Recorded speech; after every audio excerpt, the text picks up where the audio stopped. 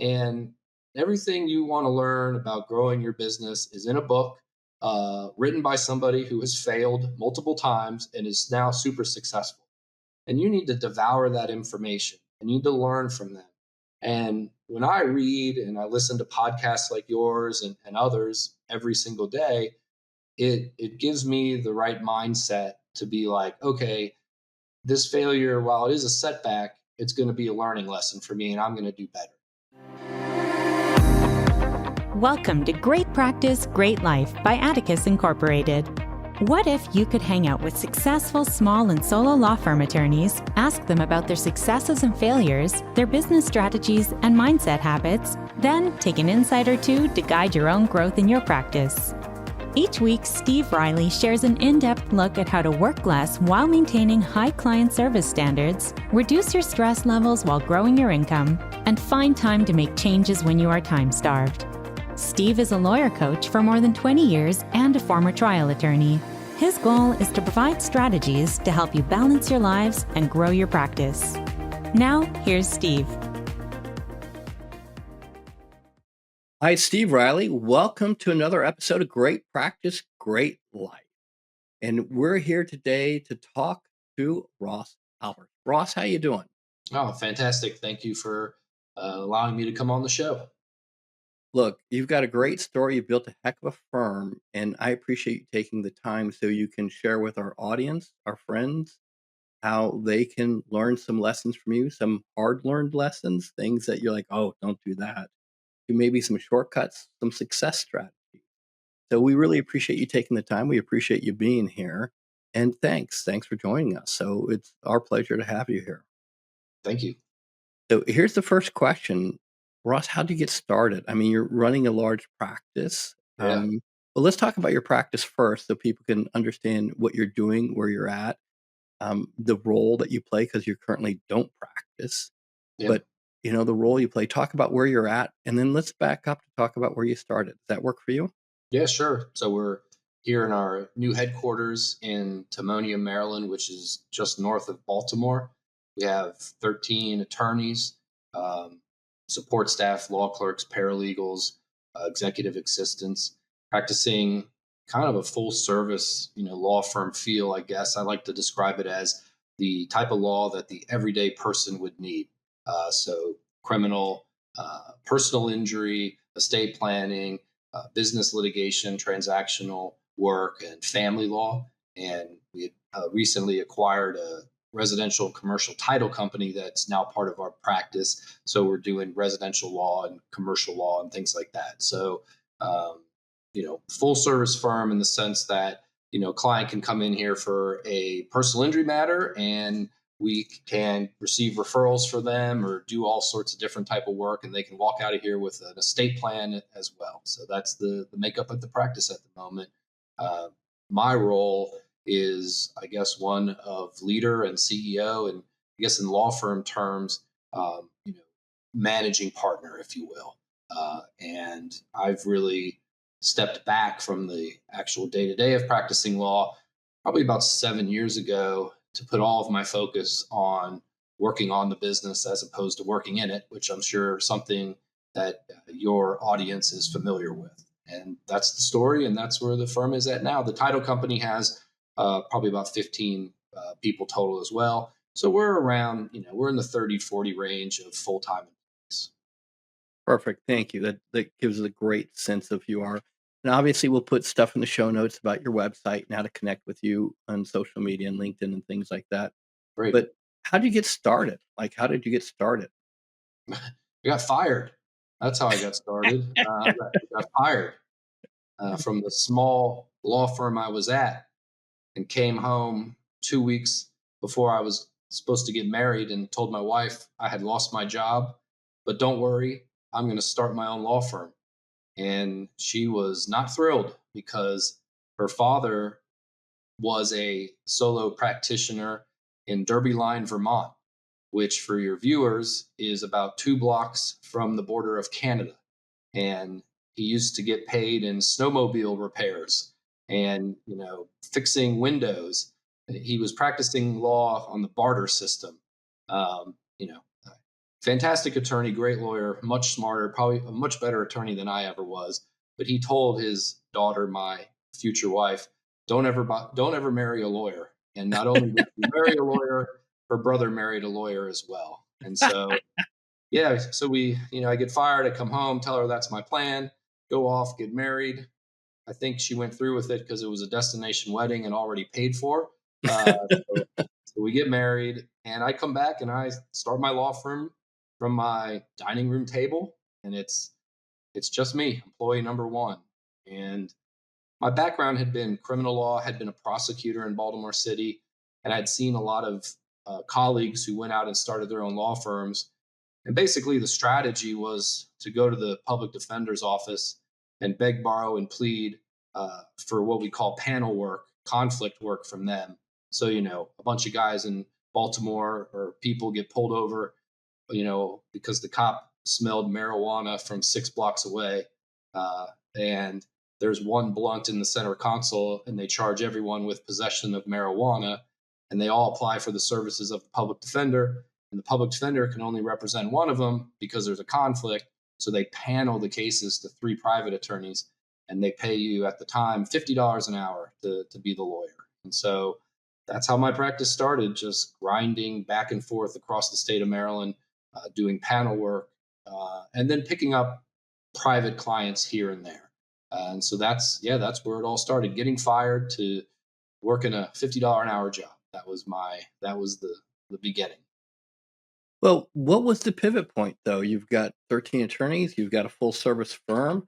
At some point, you had to have, maybe if I approach this differently, because I know a lot of lawyers that start doing panel work that are still doing panel. Like Sure. they live off of court appointed stuff. Yeah. Well, don't get me wrong. You can be very successful and have a great practice and a great life doing that.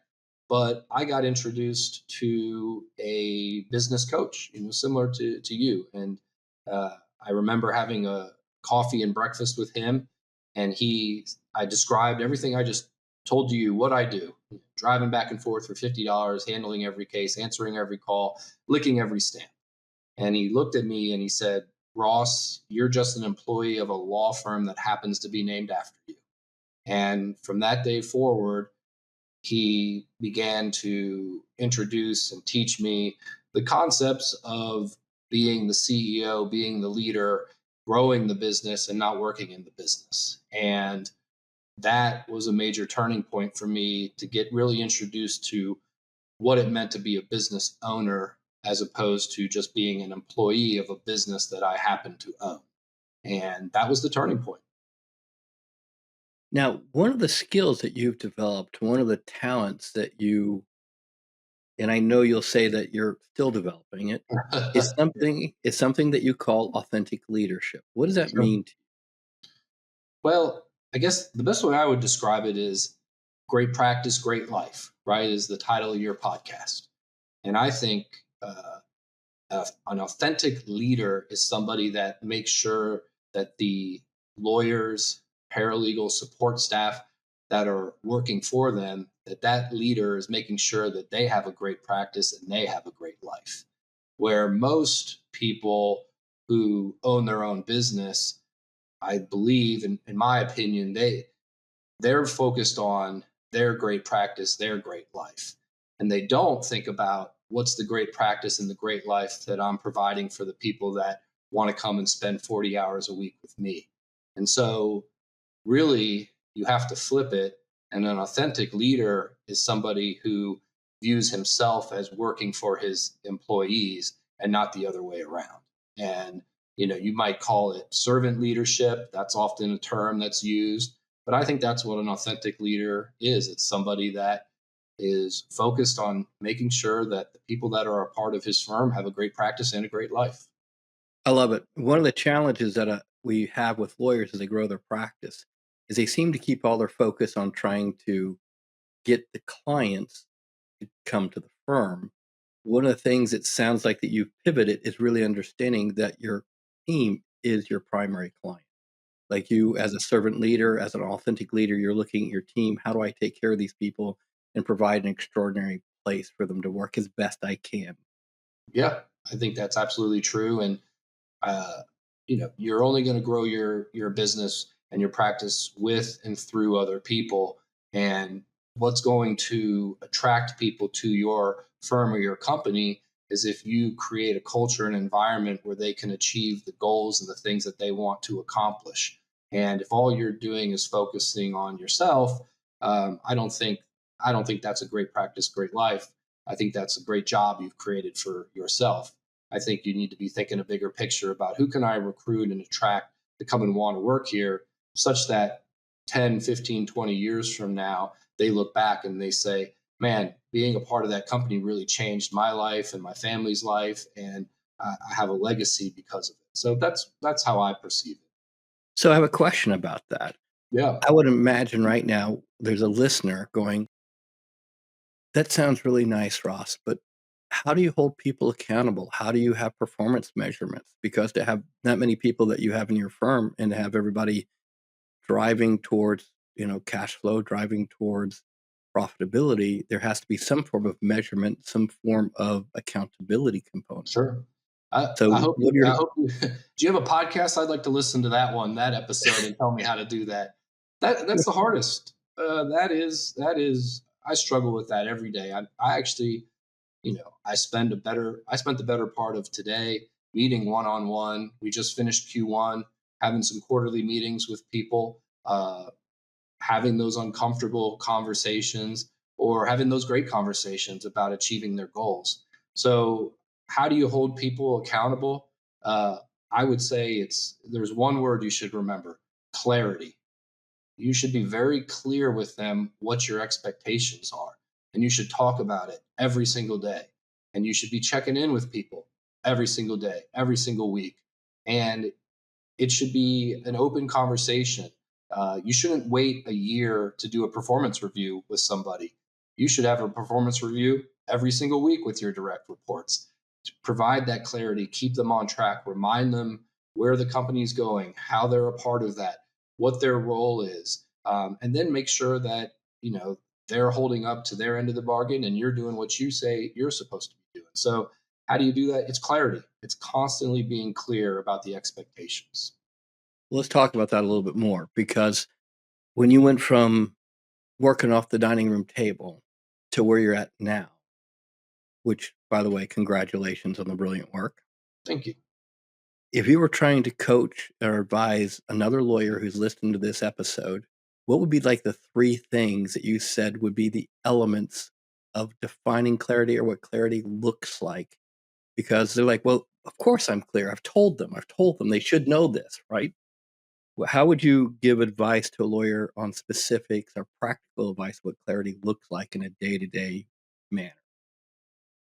So, one of the things that we do is weekly one on one reports with our direct reports. So, you should have that regularly scheduled. Maybe you do it on Mondays. The day doesn't matter as well, as long as it's the same time every week for about 15 minutes. Checking in with them. Um, I would also say being willing to have those uncomfortable conversations of, hey, I noticed you were under your billable hours last week. Tell me what's going on. How can I help you? I think another strategy that helped us as well was providing people with tools to report their activity. Right, that got them to have to physically write it down and show us what they're doing. So I would say weekly direct reports with your direct reports, having some sort of, maybe it's a spreadsheet, maybe it's just a piece of paper, something where everyone's writing down what it is I'm supposed to be accomplishing and am I on track. But I would also say with clarity comes the expectations of where the company is going, where it's headed, what's the desired future, and how they are a part of that. And when you can create that vision for people, I think it helps them see the clarity around, okay, well, here's how I fit into this, part of his vision, and here's what I'm supposed to do. So, you're not people, I would tell you, you're not meeting enough with your people. You're not meeting enough with them. And you're not having enough conversations where you're being clear. Most of the people just do it once or twice. Maybe it's quarterly, maybe it's just once a year. I mean, you got to do it all the time, constantly, and have a way to track it and then be motivating them with the desired future of where you're going to go. Those are the three things that I would work on. In the conversation of clarity, there's performance measurements that you also have the CEO that you're coaching people to. Is that a fair statement? Absolutely. So talk to me about being clear with a new associate or a new paralegal about, do you call them key performance indicators? What do you call them? Yeah, I call them key performance. Yeah, that's exactly what I would call them, key performance indicators. Yep. So Or what would standards. you, I call it, these are the standards that need to be met, or perfect. Well, it's important because we'll have lawyers have conversations like just do good work, but that's not really, that's kind of assumed, right? Like it's kind of assumed just do good work. So if you're coaching a lawyer, advising a lawyer who's trying to scale up their firm, what would be a way that you would talk to a new associate or paralegal about the standards or KPIs in your firm? I think it starts with the job interview, right? Setting those expectations early on. Hey, if you're going to join our firm, our expectation is that you're going to collect 1,500, 1,800, 2,200, whatever the hour mark is, that you're going to collect this amount. And then around that interview, you might ask them, what's your experience, your history doing this?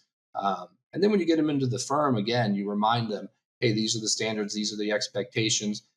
We're going to get together weekly to review your numbers, make sure you're on track. We'll get together monthly. We'll get together quarterly. But you just lay it out for them. If it just needs to be on a whiteboard, pen or pad, an Excel spreadsheet, that's, I think what really holds lawyers back is they're uncomfortable with confronting the performance issues, right? And they don't do it soon enough. So if you hire a new attorney and in that first week they need to bill 30 hours or 35 or whatever the number is, and you get to Friday and they're at 10, you need to have the conversation right away to remind them of the expectations. And so we use key performance indicators not only to keep them on track, but we also use it to help tie them into the bonuses that they want to receive, the raises they want to receive. And we can show them like, okay, well, hey, if you do this and you meet these standards based on our bonus structure, you should earn X, right? Like this is where you should get. And I think that's some of the clarity as well, is asking people, hey, what would you like to earn this year? How much money would you like to make? And we can then use the key performance indicators to make sure that they're on track, they're off track, or they're just kind of steady. And so having that, I think, is part of the conversation and just the clarity. So yeah, we have key performance indicators around origination, which also goes down to how many referral partners they've met with this much, how many hours they've billed, what's their collection rate. We might look at sales and their conversion on leads. And you can see from the numbers, it's funny. I kind of equate it to, I played lacrosse in college at Bucknell University in Lewisburg, Pennsylvania. And we would practice, right, every day. But part of our practice each day was watching film of our last game or of us practicing the prior day before. And my coach used to always say, the film doesn't lie, right? And so the numbers don't lie. The key performance indicators don't lie. And so for me, reviewing the numbers and the indicators is like watching the film of practice back in college. Because in my mind, I might think, I'm doing a great job. I'm running the play correctly. But when they put it on tape and I watch it, I go, boy, I missed that pick. I did not do that correctly. The numbers is the same way too. Practicing law is difficult. It's hard. But when you get overwhelmed managing your team, it gets incredibly stressful. Feeling overwhelmed by managing a team while practicing can almost make you want to give up.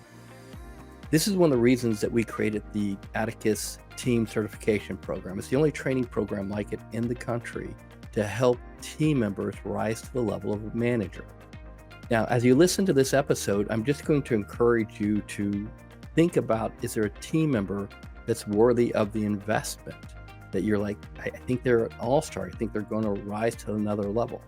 If so, the Team Leader Certification Program equips this person to jump to that level. In 6 months, to learn skills on how to build self-confidence and gain your trust more and deeper. 2, they'll learn how to approach delegation and improving delegation between you and your team. They'll understand the impact of behavioral personality styles. They'll learn how to evaluate profitability, cash flow, and talk to you about pricing, and ultimately improve their communication skills between you, the team, and clients. So if you're looking to upgrade your practice, one of the best ways to do that is invest in your team today. So as an audience member, you can take advantage of the special offer. Use promo code TLC500 to receive $500 off of your investment in the Team Leader Certification Program. That's capital T, capital L, C 500, and that will reduce your investment in the Team Leader Program by $500. If you're ready to upgrade your practice, you have to upgrade your team. The code's TLC500. Visit Atticus Advantage to learn more and get signed up today. So this is great. One of the challenges that we have in our group programs and doing some of our practice advisors have in coaching a lawyer is that your recommendation in training an associate or a paralegal is weekly feedback on their numbers. Yes. Yes. I know you're laughing. So I got a couple of goofy questions for you. Please. Now, this is the first goofy question. Why weekly? Because what I've learned is, like, one thing we ran into was, and I'm sure other lawyers out there listening to this, is people not entering their time as they go through the day. And when the billing cycle came up, trying to go back and figure out what they did and enter the billing. And what I figured out was if I waited until after the billing cycle, I was already like 2 weeks behind on seeing where their activity was and what they were doing. And if I waited until the end of the month, now I was like a month and a half behind on how I did it. And like weekly to me, is just seems, and it's a 10-15 minute check in, look at it, see how it's going. But I think as you gain trust with your people and they show you that, hey, I've got this down, I don't need to be reminded of this, maybe you can push that out, and maybe your weekly meetings are into something different around origination or, training and leadership of other associates. But for me, weekly is just a good flow because it sets the week, it makes sure we're on track, we look to the past week, anything we need to adjust, we fix and correct, and that, I just think a weekly is a good flow. Daily is probably too much, though you might need it in the beginning with a new associate. But for me, I just think weekly is a good flow. I think you must be a much better leader and manager than I was, because with associates, I was having to probably, and I got out of it. I ended up having a manager meet with them, but it was probably twice a week, Yeah. sometimes twice a week, coming up with your plan for the week, and about Thursday checking in how we're doing on the plan for the week, so they could use Friday to scramble and recover when they realize they, missed Monday through Thursday. Yeah. Maybe I don't know. Maybe I ought to start doing that myself. But No, I'm not saying you should. I'm just saying you should. But the point of what I'm trying to communicate to the audience members is that you have a practice, a weekly protocol where you're meeting with the associates for performance. Whether it's a paralegal new associate, there's a performance conversation weekly. And your point is, look, if you're trying to coach someone on performance and helping them perform according to the KPIs and make the money, you have to be intensely, authentically leading them on a regular, consistent basis with consistent feedback loop. And I think that's a critical thing for scaling. I think it's a critical thing for being authentic.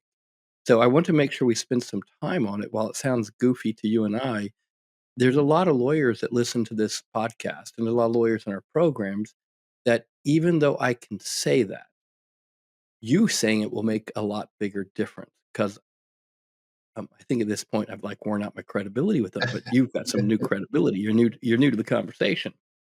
What do you do when that lawyer first week, their target was 35 and they build 3? Yeah. Well, What's that conversation like? Well, you fire that person immediately because they're. Whoa! What? This is crazy talk. You Fire that fire person them? immediately.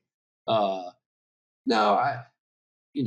I think I it's a like it. No, I like the crazy talk. yeah. I mean, Good. that's to me would be unacceptable, right? And but you got to remember, you got to be remember too the failure of that person is your fault. You hired them. You made the choice to bring them on the team. You weren't very clear of what the expectations were. You let this drag on for too long because you avoided it. And so you can't be mad at folks. You got to be mad at yourself because their failure to do or not do things is a direct result of your ability to influence them to do it, which is leadership. Leadership is influence. And if you're doing a poor job influencing them, that's on you. But yeah, that in your example, I would remove that person immediately. That's not a good fit. But for the folks that are getting close or just under or aren't quite there, I think you have to ask them uh, what's holding you back, and when they tell you all the things that are holding them back, you then ask them out of all these things that are holding you back, what are the things that you have complete 100% control over, right? And get them to say, well, I have complete control over, entering my time. I have complete control over making sure that I'm prepared for my week and I know what's going on. And once they tell you the things that they have complete control over, you then ask them, okay, so what are your strategies to fill the gap here between the hours you're billing and the hours the firm needs you? What is it that you need to improve on the things that you have complete control of, right? And that's the authentic leadership. That's the coaching. That's the feedback. People, they're desperate for feedback. They want to know how they're doing, and it doesn't always have to be motivational. Sometimes it needs to be coaching. We got to do better at this. How can I help you? What can you do better? So yeah, in your example, I'd probably remove that person from the team immediately. But in other examples, you got to get them to face the facts and tell you what's holding them back. Where are the gaps? What do they have control over? And what is their plan to improve? That's what you have to do. I like it. I like it a lot. When you are pushing for clarity, because this is clarity, right? These are the performance measurements. You failed on the performance measurements. I'm removing you from the team. Uh, what type of training process? Because you're giving feedback weekly. Is there a training process that you think is critical in your firm for ramping somebody up? Yeah, I think that's probably as I've scaled. Uh, Let me give you an example. So, my wife bought a Peloton, right? And I'm talking to the guy that's installing it, and I'm like, oh man, and this installation process, it seems like a pretty thorough process. You're so knowledgeable about the bike. Tell me more about this. And he's like, well, before they'll even let us sell a bike or install it in an employee or in a customer's home, we get flown to Dallas for a month where we learn about Peloton and how to do this, and they train us. So here's a company that spends a month before they'll even let anyone touch a bike, install a bike. Now, I get it. For most small law firms, myself included, I don't have a month to train people, right, on how to do things. But I do think as you scale and as you grow, you do need to have some sort of training, onboarding checklist that you're going to follow to make sure that people understand how to use the systems. And that certainly is something that I've struggled with as we've grown quickly. It's always like, keep growing, add more team members. And I think what falls behind is, hey, make sure they know how to use our systems along the way. So as you scale and as I've scaled, we're getting ready to onboard our next law clerk class for the summer. And we're already starting to have the discussions. All right, what does their first week look like? How are we going to indoctrinate them into our culture? How are we going to train them? What's the training schedule for these operating systems to get them comfortable with it? Like most small businesses, we hire somebody, we throw them in the deep end, and we hope they succeed. Well, that's not authentic leadership, right? And I'd throw myself into that category too. That's been my approach, and that's wrong. And as I've grown, I begin to see, wow, we really got to invest some time with people to make sure that they're on board because the time that I put up front will pay off. And the time that I don't use training them, I might spend 2 years trying to get them to get acclimated on how we do things. And so that it's hard because when you think about it as an attorney, training is not a billable hour. It's not making me any money in the short term, but in the long term, it just pays off dividends for you. And so you got to be willing to invest that time and have some sort of plan for the onboarding of folks. And that's certainly a failure of mine or something that I'm working on as we grow. As you look back, what how many employees do you think it was or attorneys that you had when you said, "Whoa, whoa, whoa, whoa, whoa, we need to back up here and start doing a training program"? How many? Was it like 5, 6, 20? When did you say, "Whoa, whoa, whoa, whoa, I would say this is a mess"? looking back now, I would say it'd be the first person you hired to Okay, do. good. Well, this is good. So I you're would like the say first number person, but one. You know, day number 1, first person. But when did you realize, "Oh, no, this is chaotic. I gotta fix this"? How many employees were running around unsupervised? I'll tell you where we really noticed it the most is uh, we're here in our new headquarters. It's the first time that everybody in our law firm is all in the same building together. We've always been spread out in satellite locations or other offices, kind of spread out around the greater Baltimore area. And what I've seen now that we bring everybody together and we're in the same spot, that's where it's really become apparent to me of, oh my gosh, the people in this office do things this way. The people in this office do things this way. The people in this office don't do any of the things that we need them to do. And I'm sitting there and I'm like, boy, we're lucky we've gotten as far as we have with the way that we've been operating for the last 10 years. And the Uh, other part of me is like, man, if we could just clean this up a little bit, we'd probably add like $1 million or $2 million of revenue to our bottom line, but just, you know, being more focused, being more aligned with how we do things, as opposed to everyone kind of doing everything a little different. And so for me, it sounds weird, but I would say, like, most recently, bringing everyone together under the same roof in the same building, that's where my processes really began to show their failure or their non-use. Definitely, I wouldn't say it was an employee count. For me, it was more clarity around we're all here. Yeah, we're not all on the same page. We're doing things. We gotta straighten this out. well, it's even more fascinating because you have so many different practice areas. If you Yeah, did just plaintiff work, it'd be easier to, kind of create more of a factory mindset. Like, we do it this way, this way, this way. But you have, what, 6, 7, 8 different practice areas? sure. And we Yeah. were and we were onboarding new clients 6 or 7, 8 different ways. And to me, I'm like, that's the first thing we ought to fix is just how we open a new file in this firm ought to be like the same way for everybody, right? And there's nuances. Um, but yeah, I think that brought a lot of clarity being around everyone. I don't know if there was an employee count, but I do think as we grow, uh, your systems and processes begin to shine or not shine as you start to add more and more people. And you've got to be ready to make adjustments and change things. My next question is, if you look at your team, you're acting as CEO. How many team leads or department heads do you have that report to you based on the size of your firm? Do you have a figure like, I need a department head for every 6 to 10 employees, or what's your thinking on that? That's a great question because I think that's one of my biggest challenges right now as I've scaled.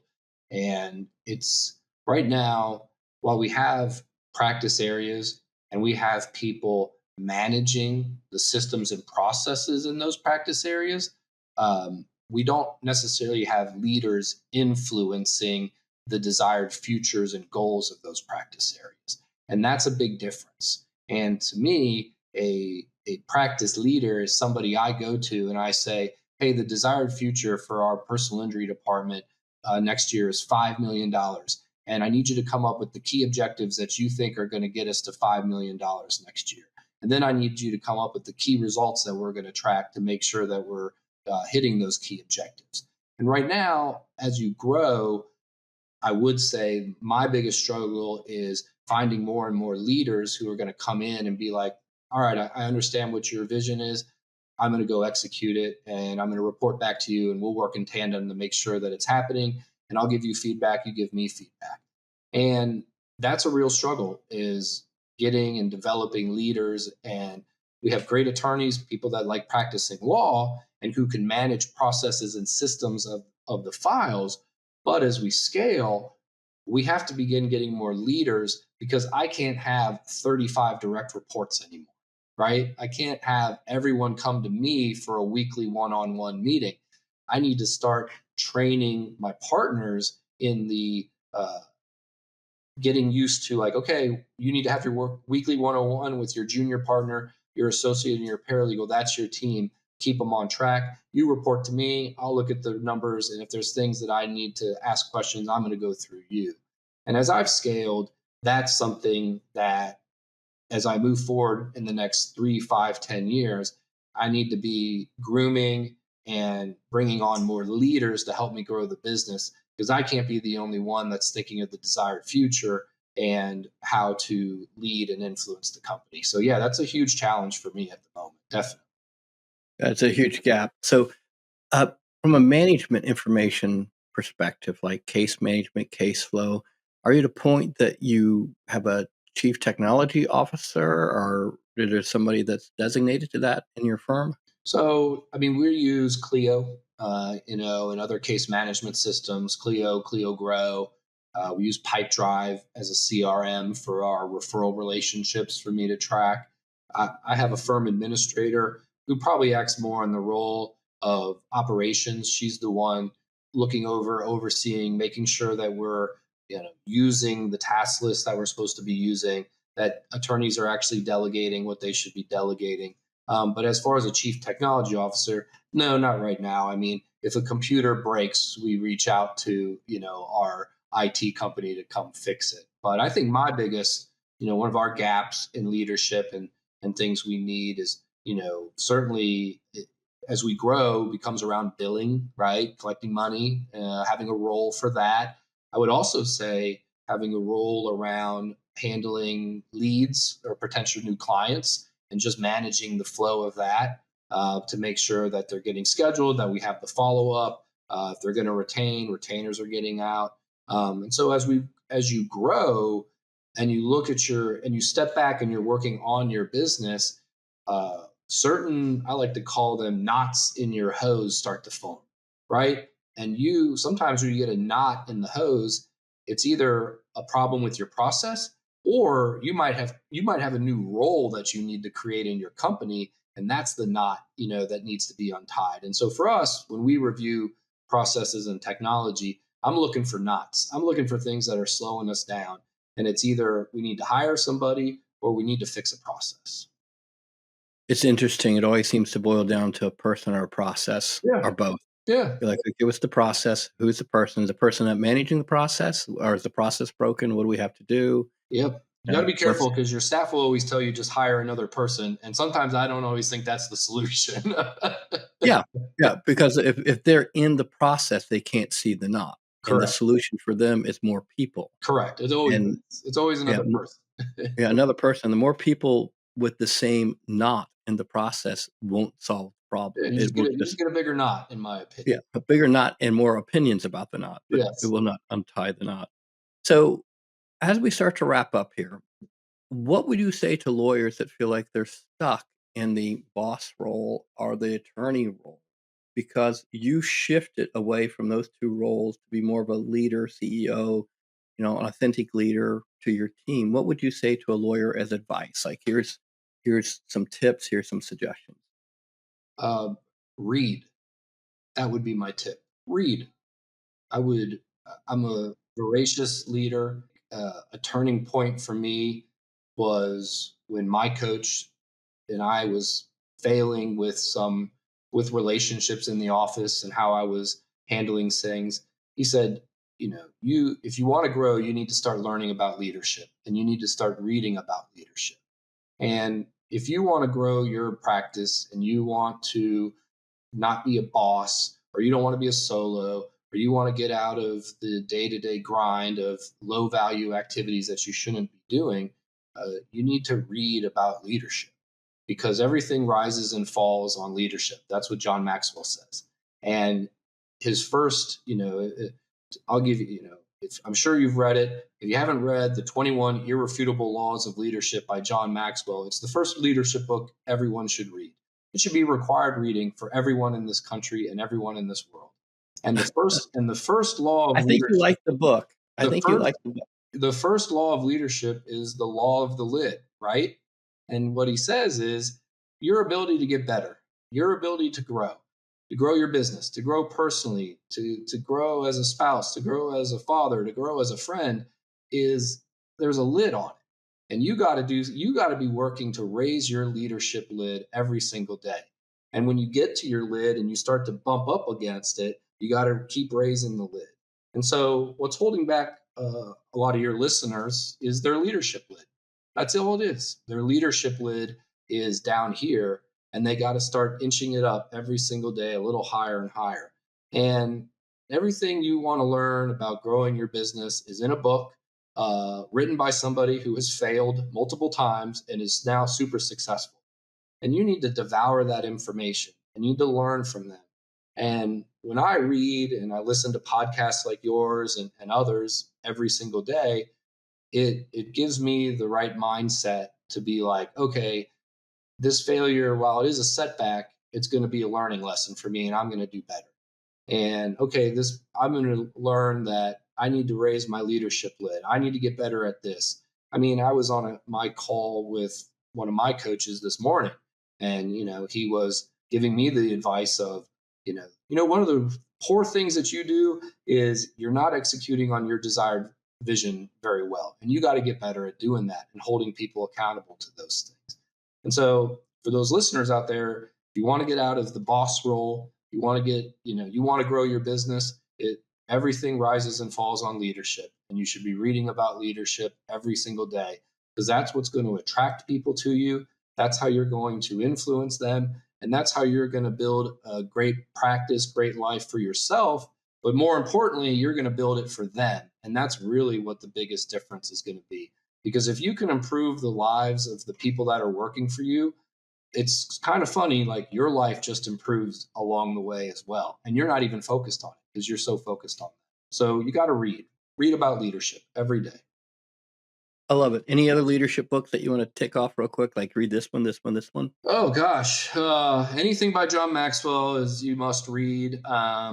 Who else? I like Dave Ramsey's Entre Leadership book is a good one. He has a methodology around how he does things. And it's really good. I would follow that. I also just like to read about, I just read a book about Rick Pitino because I watched St. John's win the Big East Championship. And I thought, man, I wonder if he's written any books. He seems like a pretty good coach. And of course, he's written like 6 books. And I'm like, well, let me read one or two. Yeah, I'm like, let me read his book, And I'm like, okay.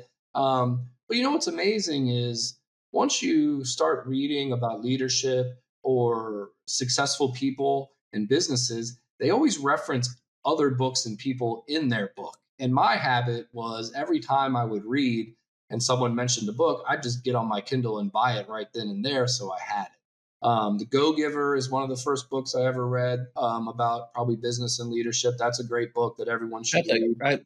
All the Go Giver series I just love. I like John Gordon, the Energy Bus. Let's see. Around one of the things I think that's unique about our firm that we do, we read a book a quarter together. I buy a book for everybody. I don't require people to read it. It's their choice if they want to or not. But I always keep track of who does and who doesn't. And now stay there for a second. Sure. Stay there for a second. Why do you keep track of who does and who doesn't? Because I think because leaders are readers. Leaders are readers. And so I'm looking for the people in my firm. I'm looking for the next leaders. I'm looking for the person who gets the book and, 48 hours later comes back to me and says, I finished that book. Do you have another one? Because those are the people that I want to be running my business. Those are the people that I want on my bus with me. Leaders are readers. And that's important. And so I always make a note who read it, and it's a filter. It's a filter. I feel it filters it. That's the easiest. I mean, you want to figure out who your leaders are, hand them a book on leadership or, business or successful people and, see who comes into you and says that they read it, and that's where you'll filter out quickly who your leaders are. Uh, So It yeah, clarifies it clarified for me when I have a similar practice, but it clarifies who I invest back into. yes, right, like yeah, If they're yeah, not willing to invest into it, why should I be willing to invest in them? Like for that, like they're not going to do this. So at least it allows me to see who's raising their hand and who's not. yeah. We also we just got back from. I fly the firm down to the John Maxwell Day to Grow conference twice a year. Pay for everyone to go down there. I'm always watching who's taking notes, and I'm always watching who comes back to the office and starts to implement the things that we learn, or starts to talk the talk, and things like that. And to your point, I'll keep pouring into those people because, as your listeners know, and fundamental mistake, we pour so much time and energy into our underperformers, and we spend so very little time on the people that are our best performers, right? And that's the biggest mistake. You got to I'm not wasting any time on the underperformers. I'm trying to get them off my team. I'm looking for the person that's the overperformer, and I'm going to pour into you as much as I can. But we all do it the opposite way. We all make the mistake of flipping it and spending all of our time on the person who billed 3 hours last week, and not on the person who billed 43 hours, last week. So, but yeah, books, reading, I would say also, magazine publications, Business Week, Entrepreneur Magazine, CEO Magazine, Success Magazine. For me, I just have to listen, business is hard. Running your own business is certainly can be the most rewarding experience of your life. It can be the worst experience of your life, especially around quarterly tax season, which is the worst part of running your own business. It makes you wonder why you even do it. Uh, but Sorry, right, I sorry. mean, it's Yeah, I'm with April. you, brother. It's the worst I'm with time of you. the year for us all as business owners, I think. But like, um, I have to be my mind. I have to flood my mindset constantly with positive reinforcements about I can do this. I can do this. I can get past this. I can do this. I can do this. It's the little engine that could. And when I'm not reading and I'm not listening to those things, podcasts like yourself, that's when the dark thoughts start to come into my head of I can't do this. I'm a failure. I'll never be able to do this. Who are you kidding? You have no business running this company. You can't grow it. And so for me, the constant reading and listening and learning is what helps filter that out. And I think that if your listeners and leaders out there were going to take anything away, 10x the amount of content that you're reading and listening to around leadership, success, business, mindset, all of it. And I think that'll really pay off. It certainly has for me. And then encourage your team to do the same and watch and see who does it. And that's who who you're going to, win the Kentucky Derby with. Like it's what we say around here. We want to work with thoroughbreds, not donkeys. And so I'm looking for thoroughbreds. And thoroughbreds for me, they're reading and I'm going to pour into. Perfect. Ross, thank you. I think we'll just close it here because I want to end it on that great advice. Any last parting words, my friend? Dream, we have a saying in my family, it's a motto. I have 3 daughters, they're 7, 6, and 4. And I don't know where I came up with it. I probably stole it from something I read. But the motto in my family, at least for my girls, every night before they go to bed, they say, dream big, take action, and be relentless. And that would be my advice to your business owners, your listeners out there. Dream bigger, take more action, and be more relentless. And if you do that, you'll have a great practice. You'll have a great life. Fantastic. Absolutely fantastic. Thank you. Thanks for your time. Thanks for your advice. And thanks for being an authentic leader. And thanks for doing what you're doing, man. Really appreciate it. Thank you. Thanks for joining this week's episode of Great Practice, Great Life. Please tune in weekly to get the next episode. If you enjoyed the episode, please subscribe, like, and don't hesitate to share it with a friend who you think this episode could help. With that, thanks, and I hope you enjoy next week's episode.